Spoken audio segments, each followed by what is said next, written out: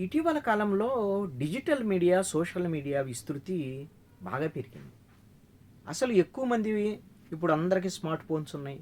ఆ స్మార్ట్ ఫోన్స్‌లో మొత్తము రీల్స్ చూడటం, ఆ రీల్స్‌ను ఇట్లా పైకి అనటము, వీటితో ఎక్కువ సమయం గడుపుతున్నారు.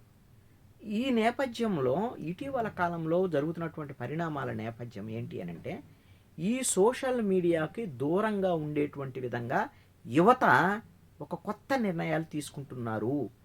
ఒకప్పుడు సోషల్ మీడియాలో ఉంటే హీరో అనేటువంటి విధంగా భావించేటువంటి వాళ్ళు. స్టేటస్ పెట్టటం, ఏ ప్రాంతానికి వెళ్తే ఎక్కడికెళ్తే అక్కడ ఫోటో తీయటము, వీడియో తీయటము, దాని మీద మాట్లాడటము, లేకపోతే దానికి సంబంధించినటువంటి స్టేటస్ పెట్టడం, ఫోటో పెట్టడం, ఇవన్నీ కూడా ఎప్పటికప్పుడు సోషల్ మీడియాలో ఉండాలి అని కోరుకునేటువంటి యువత అప్పుడు హీరోగా సోషల్ మీడియాలో ఉండటం హీరో అనుకుంటే, ఇప్పుడు సోషల్ మీడియాలో ఉండకూడదు, జీరో పోస్టింగ్ అనేటువంటి దిశగా యువత వెళ్తున్నారు అనేటువంటిది ఒక కొత్త అధ్యయనాలను బట్టి తెలుస్తోంది. ఎందుకు ఇలాంటి యువతరం ఎందుకు ఇలాంటి నిర్ణయం తీసుకుంటున్నారు అంటే, ఈ సోషల్ మీడియా వల్ల ఎక్కువ సమయం వేస్ట్ అవుతుంది. ఈ సమయం అంతా కూడా మనకు తెలియకుండానే రీల్స్ చూడటం, వీడియోస్ చూడటం, టైం అంతా వేస్ట్ అయిపోతుంది. కొంత సమాచారం తెలిసేటువంటి పరిస్థితులు ఉంటాయి, కొన్ని విజ్ఞానాన్ని పెంచుకునేటువంటి పరిస్థితులు సోషల్ మీడియాలో ఉంటాయి.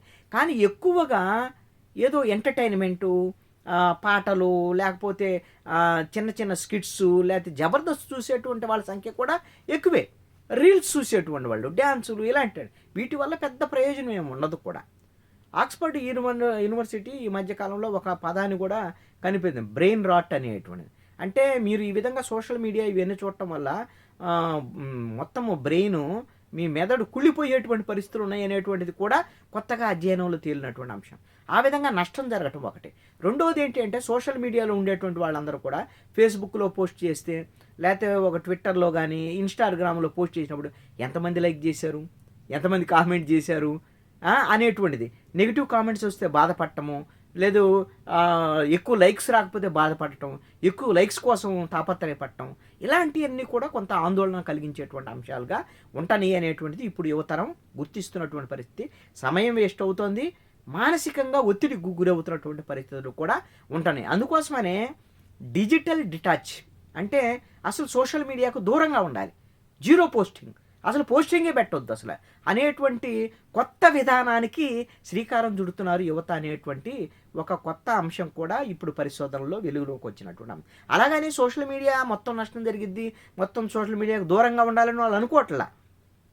సమాచారం కోసం వాళ్ళకు ఉపయోగపడేటువంటి అంశాలు ఏది ఖాళీ సమయాల్లో మాత్రమే చూసేటువంటి విధంగా, అంతే తప్ప పూర్తిగా టైం అంతా సోషల్ మీడియాలో పెట్టుకొని లైక్స్ కోసము, ఎవరు షేర్ చేశారు, లేకపోతే ఎలాంటి పాజిటివ్ కామెంట్స్ వచ్చిన, నెగిటివ్ కామెంట్స్ ఇలా చూడటానికి దీన్ని టైం వేస్ట్ చేసుకోకుండా, దాని వల్ల మానసిక వేదనకు గురి కాకుండా చాలా జాగ్రత్త తీసుకుంటూ సోషల్ మీడియా ఉన్నప్పటికీ కూడా చాలా జాగ్రత్తలు వహిస్తున్నారు. ఇంకొకటి ఏంటి అని అంటే, తన వ్యక్తిగతమైనటువంటి విషయాలు, ప్రైవసీకి సంబంధించినటువంటి అంశాల విషయంలో కూడా యువత, అమ్మాయిలు వీళ్ళు సోషల్ మీడియాలో ఎక్కువగా ఉండటం వల్ల ఆ వచ్చేటువంటి స్నేహాలు ఎలాంటి వాళ్ళు తెలియకపోవటము, దీనివల్ల కొన్ని నష్టాలు ఇలాంటివి కూడా ఉంటున్నటువంటి పరిస్థితి ఉంది. అందుకోసమనే అమ్మాయిలు యువత విషయంలో కొంత ఆచితూచి వ్యవహరించటము, వ్యక్తిగతమైనటువంటి సమాచారాలు బయటికి వెళ్లకుండా, వ్యక్తిగత స్వేచ్ఛకు భంగం కలగకుండా చూసుకునేటువంటి జాగ్రత్తలు కూడా ఈ సోషల్ మీడియాలో తీసుకుంటున్నారు.